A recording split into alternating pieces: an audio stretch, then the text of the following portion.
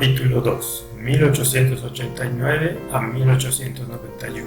La Asamblea Pastoral y la Asamblea de la Asociación General. La Asamblea Pastoral de 1889.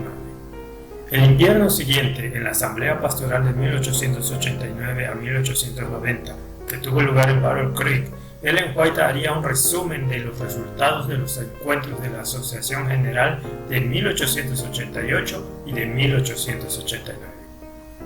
Sé que Cristo tiene una bendición para nosotros.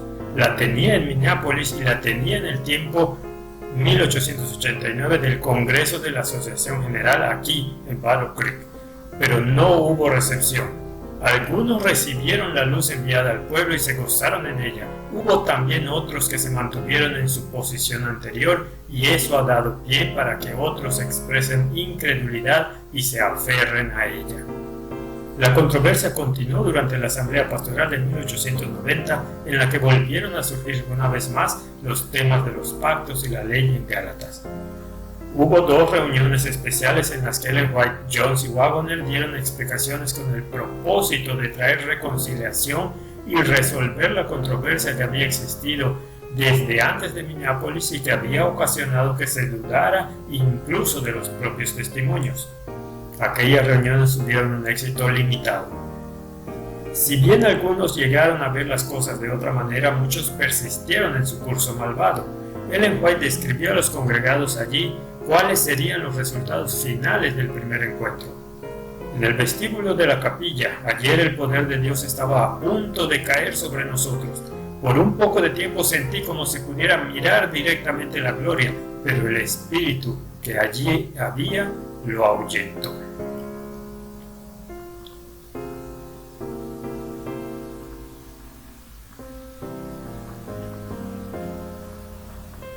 Meses más tarde, comentaría el desarrollo de la segunda reunión en una carta dirigida a Urias Smith, redactor en jefe de la Review Herald y un ponente destacado al mensaje.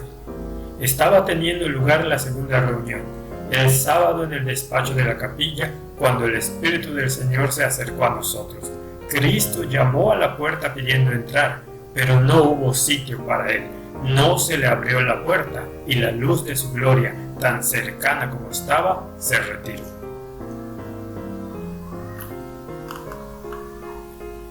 En un artículo publicado en la Review 2 meses después de la Asamblea Pastoral, Ellen White continuó animando a los hermanos a que se entregaran completamente a Cristo. Era momento de elegir entre Cristo y Baal, no de dudar entre depender de la justicia de Cristo o depender de tu propia justicia. Dios había enviado un mensaje de verdad y justicia y estaba llamando a todos a exaltar a Jesús. Sin embargo, muchos se estaban apartando del mensaje y criticando a los mensajeros Jones y Wagoner, situación que de no cambiar traería temibles resultados. Dios ha suscitado a sus mensajeros para que hagan su obra para este tiempo. Algunos han abandonado el mensaje de la justicia de Cristo para criticar al hombre y sus imperfecciones, aduciendo que no presentan el mensaje de verdad con toda la gracia y pulcritud deseables. Tienen demasiado celo, son demasiado efusivos, hablan de forma demasiado positiva y el mensaje que de otra forma traería sanación, vida y consuelo a muchas almas agotadas y oprimidas es en cierto modo excluido.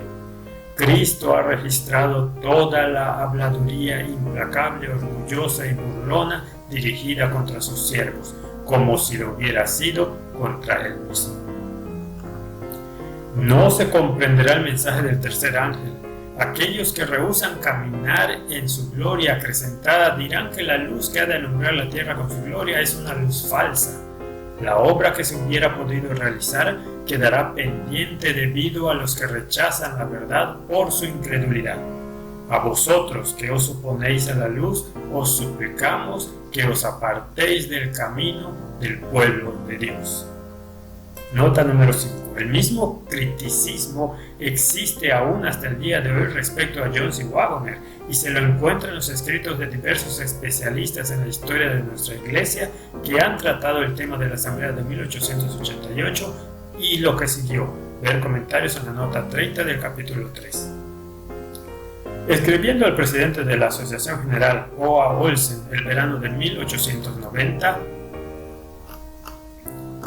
Ellen White compartió lo que se le había mostrado acerca de los males existentes en muchas de las asociaciones por todo el país. El espíritu de resistencia que se había manifestado ante la presentación de la justicia de Cristo como nuestra única esperanza ha contristado al Espíritu de Dios, afirmó. Le ocasionó una profunda tristeza ver que aquellos que debieran haber dado a la trompeta un sonido certero para preparar al pueblo para el día del Señor, se dispusieron como vigilantes para impedir el camino. Satanás vio que era el momento para dar un golpe y aquellos que debieran haber permanecido en apoyo de la luz de la verdad se opusieron al mensaje mismo enviado por Dios. El mensaje enviado a través de A.T. Jones y E.J. Wagner fue percibido por muchos como erróneo y clamaron peligro, fanatismo, siendo que no hay herejía ni fanatismo. La Asamblea Pastoral de 1890 a 1891 trajo mejores resultados. Se hicieron algunas confesiones que en el caso de muchos no fueron muy duraderas. Ellen White se alegró de que en aquella sesión de minucioso escrutinio de las escrituras los corazones de los asistentes no fueran arrojados, imposibilitando que los rayos de luz penetraran en las cámaras oscuras de la mente y que el poder santificante limpiara y refinara el templo del alma. Ella testificó que durante aquel tiempo especial de estudio en la asamblea hubo momentos en los que no hubo cuestionamiento en la clase, sino que el Consolador, el Espíritu Santo de Dios, efectuó su obra. Muchos de los estudiantes dieron testimonios preciosos y salieron a la labor confiando en que la agencia del Espíritu Santo los hiciera eficientes. También E.J. Wagner se alegró junto a Ellen White. A principios de enero de 1891 afirmó que allí había una atmósfera completamente diferente de la que hubo en la asamblea pastoral del año precedente. No obstante, esa misma noche el Señor mostró a Ellen White muchas cosas que estaban ocurriendo en Battle Creek, en el propio corazón de la obra, que son contrarias a los principios que la palabra de Dios define claramente. Se estaba estableciendo un complot que obstaculizaría el plan divino, ante lo cual Ellen White declaró: se insulta a Dios. Así, Satanás estaba obrando para contrarrestar lo que Dios procuraba hacer mediante la manifestación de su Espíritu Santo. La noche en que terminó la asamblea pastoral, Ellen White habló sobre asuntos que me impresionaban profundamente. Se refirió al temor que expresaban algunos que no habían estado presentes en la asamblea, quienes opinaban que había peligro de llevar el tema de la justificación por la fe demasiado lejos y de no centrarse suficientemente en la ley. Pero ella no veía causa para la alarma y consideraba que tales temores eran injustificados. La Biblia y solo la Biblia había sido el tema de investigación en la asamblea. Sin embargo, de entre aquellos que no habían asistido, muchos tenían una religión fría, glacial. Los corazones de no pocos permanecen aún carentes de ternura y sometimiento. Asamblea de la Asociación General de 1891. Ellen White llevó la misma carga a la Asamblea de la Asociación General de 1891 que tuvo lugar del 5 al 24 de marzo. Hablando a un numeroso auditorio reunido en el tabernáculo de Battle Creek, Ellen White se refirió a la luz acrecentada que Dios tenía para ellos y a las grandes bendiciones que vienen con la recepción de esa luz. Pero cuando vio a sus propios hermanos encendidos por el odio contra los mensajes y los mensajeros de Dios, pensó en escenas similares en la vida de Cristo y de los reformadores. Tristemente, la recepción dada a los siervos de Dios en las edades pasadas es la misma que reciben hoy aquellos a través de los cuales Dios está enviando preciosos rayos de luz. Los dirigentes del pueblo siguen hoy el mismo curso de acción que los judíos, trazando un paralelismo entre la forma en que los judíos trataron a Cristo y la forma en que se había tratado el mensaje de mensajeros de 1888. Ellen White se refirió al pecado contra el Espíritu Santo y a los tristes resultados de atribuir la obra de Dios al fanatismo. Cristo dice a sus seguidores que todo tipo de pecado y blasfemia pueden ser perdonados si se cometieron en la ignorancia. En su gran ceguera podían pronunciar palabras de insulto y burla contra el Hijo del Hombre y, a pesar de ello, permanecer todavía dentro de los límites de la misericordia. Pero cuando el poder del Espíritu de Dios descansó sobre sus mensajeros, estaban pisando tierra santa ignorar al Espíritu de Dios, acusarlo de ser el espíritu del diablo, los puso en una situación en la que Dios no tenía poder para alcanzar sus almas. Ningún poder en ninguna de las provisiones divinas podía alcanzarlos a fin de corregir a los errantes. Algunos en Battle Creek van a alcanzar sin duda ese punto si es que no cambian su curso de acción. Se van a colocar en una situación en la que ninguno de los medios ordenados por Dios va a ser capaz de enderezarlos. Levantar la voz contra Cristo, atribuyendo su obra a los agentes satánicos y las manifestaciones del Espíritu Santo al fanatismo, no es en sí mismo un pecado causante de condenación, pero el espíritu que lleva a los hombres a hacer esas aserciones los sitúa en una posición de resistencia obstinada en la que son incapaces de ver la luz espiritual. Algunos nunca regresarán, nunca humillarán sus corazones reconociendo sus errores, sino que, como los judíos, seguirán continuamente haciendo aserciones que confundirán a otros. En este tiempo se ha resistido por largo tiempo la luz procedente del trono de Dios como si fuera algo objetable. Se la ha considerado tinieblas y se la ha etiquetado de fanatismo, algo peligroso de lo que hay que apartarse. De esa forma los hombres se han convertido en postes indicadores que señalan la dirección equivocada. Han seguido el ejemplo establecido por el pueblo judío. Si todos los que hacen profesión de creer la verdad presente hubieran abierto sus corazones para recibir el mensaje y el espíritu de verdad, que es la misericordia, justicia y amor de Dios, no se habrían congregado alrededor de unas tinieblas tan densas como para no discernir la luz. No habrían llamado fanatismo y error a las operaciones del Espíritu Santo. Volvió a abordar el mismo tema en la última noche de la Asamblea de la Asociación General. Algunos habían exhibido un espíritu farisaico de prejuicio y de crítica, y tan pronto como se dieron a eso los ángeles santos se fueron. Ellen White observó que poseían en gran medida el mismo espíritu que se hizo patente en la Asamblea de Minneapolis. Sus mentes estaban todavía en 1891 bajo el mismo engaño que en 1888. Muchos seguían consintiendo el escepticismo y la infidelidad y rehusaban aceptar el mensaje que Dios había enviado. Ellen White abordó ahora la pretensión de que el propio mensaje era fanatismo. En la obra de reavivamiento que ha estado avanzando aquí durante el pasado invierno no hemos visto fanatismo, pero os diré lo que yo he visto. He visto a hombres que estaban tan seguros de sí mismos, tan tercos que sus corazones estaban rodeados de tinieblas. Toda la luz que el cielo les ha enviado misericordiosamente la interpretan como oscuridad. Si se hubieran recibido los brillantes rayos del sol de justicia, habrían alumbrado el templo del alma, habrían expulsado a los compradores y vendedores, las opiniones orgullosas y la pasión de la carne. Pero hay algunos que han criticado y despreciado e incluso se han rebajado a ridiculizar a los mensajeros a través de quienes el Señor ha traído poder. En la organización eclesiástica se propagaron actitudes tan negativas como esas hacia el mensaje de 1888. A Ellen White se le mostraron los peligros que iban a amenazar la iglesia mediante la formación de un complot que haría que Battle Creek viniera a ser como Roma, afectando así a la obra en todo el mundo. Hombres en posiciones de responsabilidad que no iban a andar en la luz que Dios estaba enviando, trajeron el desastre a la causa y reproche al pueblo mediante su funesta influencia. 10 años más tarde, Ellen White daría una mirada retrospectiva al Congreso de la Asociación General de 1891 y escribió que el Espíritu y el poder de Dios vinieron a nuestro encuentro, testificando que Dios estaba dispuesto a obrar por su pueblo si éste se disponía a trabajar. Sin embargo, los hermanos simplemente asintieron a la luz. Hubo aquellos conectados con nuestras instituciones, especialmente en la oficina de la Review Herald y la Asociación General, que trajeron elementos de incredulidad, de forma que no se actuara según la luz dada. Eso llevó a una condición de cosas tal que el poder de Dios no se pudo manifestar en el seno de su pueblo.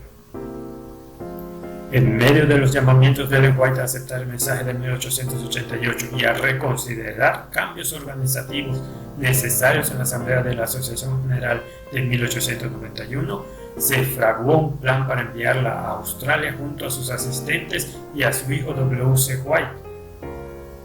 Años después ella dejaría claro que el Señor no estuvo en su salida de América, pero fuerzas poderosas en el corazón de la obra estaban muy determinadas a que ella se fuera. Como sucede siempre, el Señor no forzó las cosas, sino que permitió a su pueblo elegir su propio camino.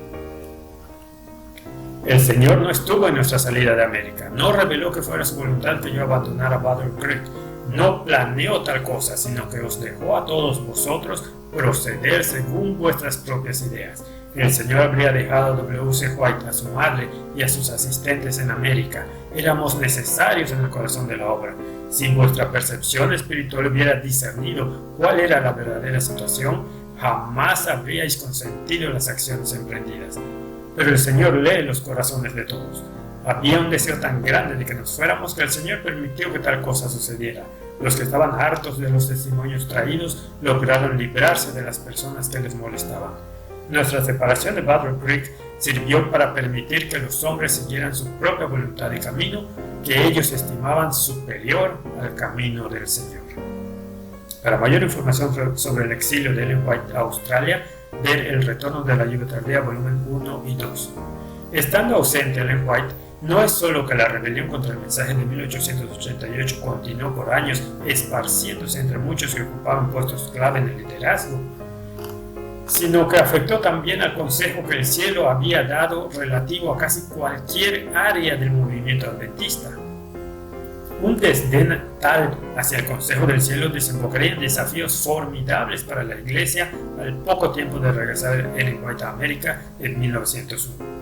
No obstante, no todos fueron tinieblas en la Asamblea de la Asociación General de 1891, tal como fue el caso en las asambleas de 1888 y 1889. El Espíritu Santo estaba velando sobre el pueblo remanente de Dios, procurando alumbrarlo y darle poder para los tiempos turbulentos que pronto vendrían sobre él y para prepararlo para llevar el mensaje del fuerte pregón al mundo. Cada día temprano, entre las 5:30 y las 6:30, se hacían reuniones de pastores. El boletín diario anunció que la mayoría de los asistentes salieron con el sentimiento de haber recibido una bendición especial de Dios y que podían regresar a sus campos de labor confiados en que su espíritu asistiría a sus labores en el futuro más de lo que lo había hecho en el pasado. Tal evidencia parecía indicar que Dios estaba esperando bendecir grandemente a su pueblo, que tan pronto como se colocaran en la correcta relación con Él, aquellos poderes de la gracia divina caerían sobre ellos, enterneciendo sus corazones y dándoles poder para la proclamación de las verdades del Evangelio. Dios quería verdaderamente derramar la lluvia tardía para dar luz y poder a su pueblo. Ellen White tenía el mismo sentimiento, asistió a todas las reuniones matinales con la excepción de 3 de ellas y pudo hablar en gran libertad a los pastores. Declaró confiadamente que el Señor había estado en medio de ellos y que habían visto su salvación. De hecho, sintió que nunca había asistido a reuniones donde se manifestara tanto del Espíritu del Señor en el estudio de su palabra como en aquella ocasión.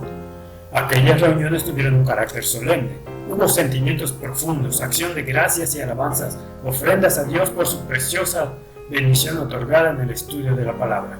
Algunos que habían ido a aprender dieron testimonio de cómo finalmente habían llegado a creer que Cristo realmente había perdonado sus pecados.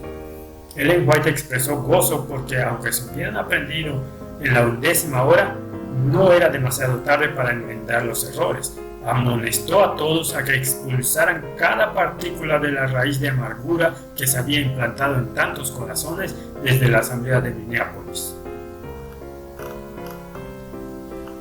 Hubo también otras reuniones en las que estaba previsto que se compartiera el mensaje de la verdad presente, debido a que tantos habían resultado bendecidos mediante la escuela pastoral que tuvo lugar en los meses previos a la asamblea de la Asociación General.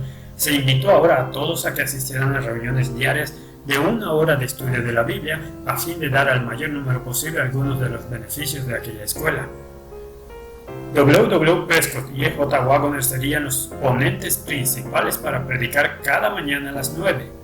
No obstante, debido al gran interés manifestado por la iglesia de Battle Creek, los estudiantes del colegio y los asistentes del sanatorio, así como otros en la oficina de la Review, se cambió el horario a las 7 de la tarde a fin de acomodar a todos.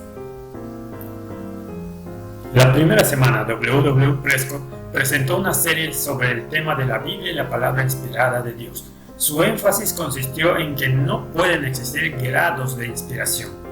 Aceptamos la totalidad de la palabra como viniendo igualmente del Señor. Continúa haciendo ver que tan pronto como decidimos que una parte de la Escritura es más inspirada que otra, tenemos una Biblia hecha por el hombre, que es realmente inútil como norma del bien y del mal. Una visión defectuosa como esa de las Escrituras estaba llevando a una fe dubitativa y privaba a las personas de su fuente de poder. Resulta evidente que Prescott estaba respondiendo a las falsas enseñanzas de, entre otros, el expresidente de la Asociación General, E.I. Butler, quien no solamente había escrito una serie de artículos en la Review en los que presentaba el concepto de que solo ciertas partes de las Escrituras eran realmente inspiradas, sino que también enseñó ese mismo punto de vista en el colegio de Battle Creek. Se habían aplicado idénticos conceptos erróneos al espíritu de profecía a los escritos de Ellen White, despojándolas de su plena inspiración y autoridad. Ellen White respondió afirmando que el Señor no inspiró los artículos sobre la inspiración publicados en la Review, ni tampoco aprobó que se los presentara ante nuestra juventud en el colegio. El rechazo al consejo dado por Dios en Minneapolis a través de Ellen White se debía en parte a teorías como esa, que estaban anulando su efecto. El comienzo del fuerte pregón. Tras la serie de Prescott siguió una serie de 16 presentaciones sobre el libro de Romanos por parte de Waggoner, que se extendió hasta el final de la asamblea de la Asociación General. Su tema fue la justificación por la fe, basada en los primeros 8 capítulos, que fueron considerados en orden consecutivo. W.A. Colcord percibió que todos los presentes apreciaron grandemente el estudio de la Biblia, que constituyó un asunto muy provechoso para la asamblea. En su última presentación del libro de Romanos, la noche de la clausura del Congreso, Waggoner proclamó que el poder de la palabra de Cristo obra también justicia en nosotros. La predicación de la cruz de Cristo presenta al hombre la vida y la inmortalidad. Es la predicación de la cruz de Cristo la que advierte a los hombres contra la destrucción, nos libra de las trampas del mundo y nos da acceso a la gracia en la cual estamos firmes y nos gloriamos en la esperanza de la gloria de Dios. Ese había sido su tema en las 16 presentaciones, presentar a Cristo en todas las doctrinas distintivas adventistas. Mientras nos mantenemos leales al mensaje del tercer ángel y a todas las doctrinas que nos distinguen del mundo, propongámonos no saber nada excepto a Jesucristo y a Jesucristo crucificado. Él es el poder de Dios para salvación. Es el Evangelio eterno que preparará a los hombres para el juicio que ha comenzado ya. Y ciertamente, si ese primer ángel declaró: tened a Dios y dadle honra porque la hora de su juicio es venida, ¿cuánto más habríamos de declarar ese mensaje, el Evangelio eterno, ahora, cuando el juicio no es ya que esté por venir, sino que está a punto de concluir? Doy gracias a Dios por estar revelándonos las verdades de su palabra y por habernos mostrado que el mensaje del tercer ángel es el Evangelio pleno de Jesucristo nuestro Señor. ¿Por qué sabemos mucho más sobre la palabra de Dios? Porque Dios está revelando a Cristo a nosotros y en nosotros. Todo cuanto sabemos sobre el poder de Cristo, lo sabemos por la palabra y por ella somos limpiados del pecado. Nuestra fe se aferra a Cristo, quien viene a ser una realidad en nuestros corazones y vidas. Cuando tenemos la fe firme en que Cristo habita en nosotros, podemos salir a obrar con poder en favor de otros y juntar nuestras voces con las de los ángeles del cielo. Entonces, el mensaje avanzará con un fuerte pregón. La razón por la que no lo ha hecho aún es porque no lo hemos captado en su plenitud. En el pasado, muchos de nosotros no hemos tenido el corazón del mensaje, consistente en que Cristo lo es todo. Cuando tenemos a Cristo, lo tenemos todo y sabemos que hay poder en Él. Nos entregamos a Él, entonces el poder descansará sobre nosotros. La palabra que predicamos avanzará con poder y el fuerte pregón del mensaje del tercer ángel estará aquí. Esta noche me alegro en la confianza de que el fuerte pregón está ahora a comenzar. J. Waggoner, en el estudio bíblico sobre la Carta a los Romanos número 16, en el Boletín Diario de la Conferencia General, 25 de marzo de 1891. Waggoner dio el verdadero significado del mensaje: Cristo lo es todo. Un mensaje que se ha distorsionado modernamente en el mantra Jesús todo. The One Project, a través de su filosofía de iglesia emergente, expresa conceptos que son la falsificación del verdadero mensaje de 1888. Ver Ron Duffield, el emergente Proyecto 1, presentación PowerPoint en 10 partes, disponible contactando con el autor de The Emerging One Project, @gmail.com. Waggoner creía que una iglesia adventista llena de miembros que se gozasen y experimentasen el mensaje de la justicia por la fe habría de ser una iglesia alumbrada y con el poder para dar ese mensaje al mundo con un fuerte pregón. Eso tendría lugar solamente a través del derramamiento de la lluvia tardía, que era en esencia el resultado de una experiencia acumulada con la lluvia temprana. En marzo de 1891, Waggoner se pudo alegrar en la confianza de que por entonces estaba comenzando el fuerte pregón. El poderoso mensaje del Evangelio que Waggoner presentaba no solo llegó a los de Battle Creek, sino que a través de las páginas del Boletín de la Conferencia General encontró su camino hacia todo el mundo. A. G. Daniels testificó más tarde a propósito de que en la asamblea de 1891, mientras los pastores que estaban predicando el mensaje daban esos sermones inspiradores, las poderosas pulsaciones de sus reuniones en este tabernáculo se sintieron por todo el globo. En Australia se sintió el poder del mensaje. Cuando llegaron los boletines y comenzaron a leerlos, sus corazones se conmovieron. Daniel recordaba haber visto a nuestros hermanos sentarse a leer aquellos mensajes con lágrimas corriéndoles por las mejillas. Los vi profundamente conmovidos por el poder que había en el mensaje, aún siendo solo en su forma impresa en el boletín. Pero no fueron solo sus compañeros en la obra quienes experimentaron un cambio en su vida. El propio Daniel fue verdaderamente bendecido. Yo mismo lo sentí. Justamente antes de llegar a los boletines, me sentí poderosamente llamado a este capítulo 9 de Romanos. ¿Qué pues diremos? Que los gentiles que no iban tras la justicia han alcanzado la justicia, es decir, la justicia que es por fe, mientras Israel que iba tras una ley de justicia no la alcanzó. ¿Por qué? Porque iban tras ella no por fe, sino dependiendo de las obras de la ley. Esa escritura estuvo dando vueltas en mi mente por días antes de que llegaran los primeros boletines. Estaba siempre ante mi atención, y cuando llegaron los boletines y comenzamos a leer el mensaje, ese mensaje se apoderó de nosotros. Nuestros hermanos solían levantarse muy temprano en la mañana, mucho antes de que amaneciera, a tomar esos boletines y estudiar esas charlas y estudios bíblicos. Aunque su atención nunca antes se había dirigido al mensaje, al leer los boletines caían sobre sus rodillas y encontraban la justicia que viene por la fe. En junio de 1891, W. Stebbins animó a los lectores a suscribirse a la Review y a tantos más de nuestros periódicos como fuera posible, así como a orar sin cesar, a beber la lluvia tardía, a magnificar el fuerte pregón del mensaje del tercer ángel en su avance alrededor del mundo. Animó también a sus hermanos a que asistieran a los próximos encuentros campestres y a otros porque afirmó: es razonable creer que en un futuro muy próximo, en uno de nuestros encuentros multitudinarios, estando todos unánimes en un lugar, caerá sobre nosotros la lluvia tardía de forma remarcable. Ciertamente no se puede cuestionar que se ha oído ya un estruendo del cielo, el heraldo de un glorioso despertar. Sabía que es en esas convocaciones donde los miembros podían captar más y más del espíritu del mensaje tal cual es hoy.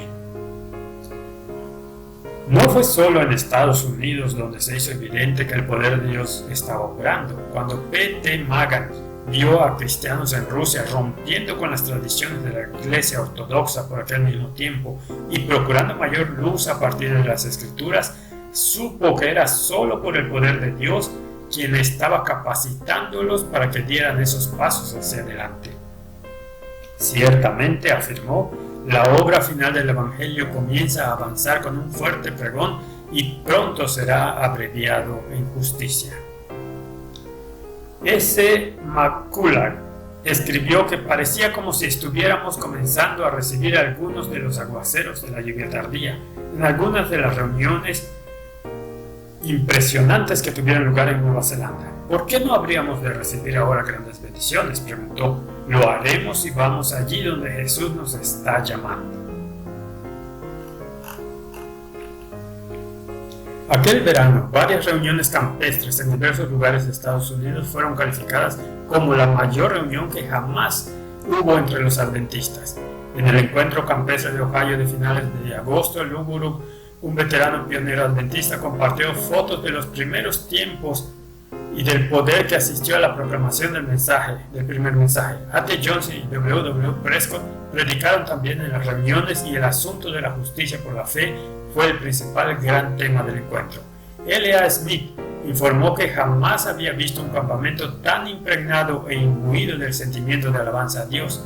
En las tempranas reuniones matinales, en el culto familiar, en todo el resto de las reuniones de oración, fue el tema de todo testimonio y el pensamiento de todo corazón. Lou Guru, quien había participado en el clamor de medianoche del movimiento millerita, dio testimonio de que el encuentro campestre de Ohio fue lo más próximo a un derramamiento pentecostal del Espíritu de Dios que haya presenciado desde 1844. Alabado sea su gran nombre. Cuando este querido pueblo se levantó en respuesta al llamado de la palabra de Dios para dedicarse a Él, Dios vino realmente muy cerca. Aún no había pasado a los anales de la historia el año 1891 cuando Ellen White declaró que había comenzado el fuerte pregón. Predicando en el encuentro campestre de Lansing, Michigan, a comienzos de septiembre, proclamó que el mensaje del tercer ángel está creciendo hasta convertirse en un fuerte pregón, y no debéis sentiros en libertad de descuidar el deber presente y, no obstante, albergar la idea de que en algún tiempo futuro vais a ser los recipientes de gran bendición. Hoy, advirtió, debéis tener vuestro vaso purificado a fin de estar preparado para el rocío celestial, para los aguaceros de la lluvia tardía. O.A. Olsen sintió que el Señor dio a Ellen White gran libertad y mucho poder cuando habló al pueblo. No creyó haberla oído jamás hablar con mayor fuerza y claridad y poder de Dios que en aquella ocasión.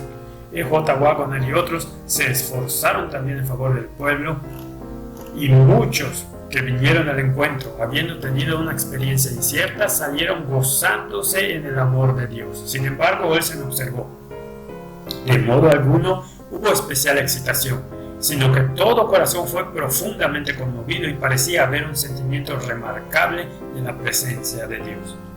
En Michigan se animó a los adventistas a que asistieran a las reuniones generales durante los meses del invierno, en los que se dieron instrucciones valiosas, adecuadas para el tiempo actual.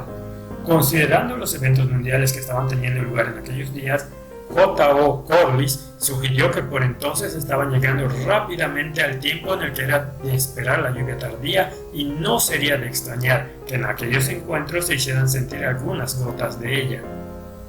J.F. Ballinger expresó ideas similares en noviembre de 1891, afirmando que parecían estar cayendo ya gotas de la lluvia tardía, y oraba porque el Señor aumente nuestra fe.